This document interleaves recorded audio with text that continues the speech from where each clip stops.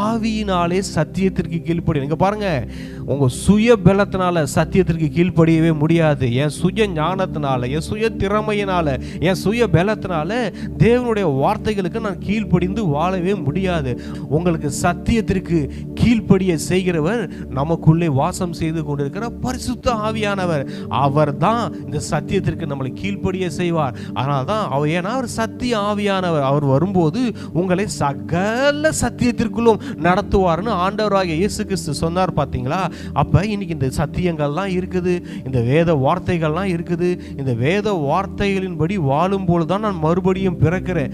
தேவ வசனமாகிய அந்த தேவ வசனத்தால தான் மறுபடியும் ஜெனிப்பிக்கப்படுகிறேன்னு 1 பேதுரு 1:23 சொல்லப்படுது. அப்படின்னா தேவனுடைய வார்த்தையின் படியெல்லாம் நான் வாழ்வதற்கு என் சுய பலத்தினாலேயோ, என் சுய நீதியினாலேயோ, என்னுடைய சுய கட்டுப்பாட்டினாலோ அது வாழ்ந்துட முடியாது. பாருங்க, அதெல்லாம் ஒரு செகண்ட் கூட நிற்க முடியாது. ஆனா பரிசுத்த ஆவியினால, இங்க அழகா சொல்லுது, ஆவியினாலே சத்தியத்திற்கு கீழ்ப்படிந்து.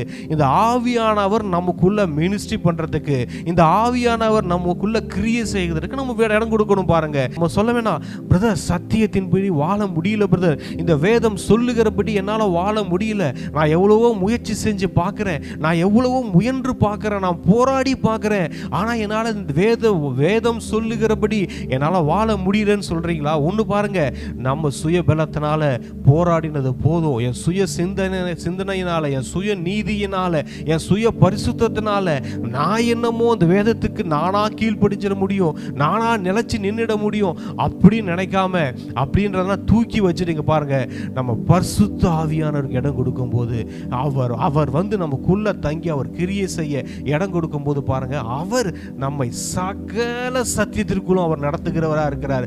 இந்த சத்தியத்தில் என்னால் வாழ முடியல, அந்த சத்தியத்தின்படி என்னால் வாழ முடியல நம்ம சொல்ல வேண்டிய அவசியமே இருக்காது. பாருங்க, அவர் நம்மளோட வரும்போது, அவர் நமக்குள்ளிருந்து வாழ ஆரம்பிக்கும் போது, அவர் நமக்குள்ளிருந்து வெளிப்பட ஆரம்பிக்கும் போது, அவர் நம்மை சகல சத்தியத்திற்குள் நடத்துவார். இதை வேதத்தை பார்க்கிறோம், படிக்கிறோம், ஒரு சத்தியம் நமக்கு விளங்காம இருக்கா, இல்ல அந்த சத்தியத்தின்படி வாழ முடியாம இருக்கா, நம்ம கேட்கலாம், ஹோலி ஸ்பிரிட் என்னால இந்த சத்தியத்துல சக்சஸ் பண்ண முடியல, இந்த சத்தியத்தின்படி என்னால வாழ முடியல, இந்த சத்தியத்துல என்னால ஒரு வெற்றியை பார்க்க முடியல, நான் அடிக்கடி விழுந்து போகிறேன் அப்படின்னு அவர்கிட்ட சொன்னோன்னு வச்சுக்கோங்களேன். இங்க பாருங்க, அவர் நம்மை அந்த சத்தியத்தின்படி, அந்த சத்தியத்துல நடத்த வல்லவராக இருக்கு. அதான் வசனம் சொல்லுகிறது, சகல சத்தியத்திற்குள்ளும் உங்களை நடத்துவார். ஹல்லேலூயா.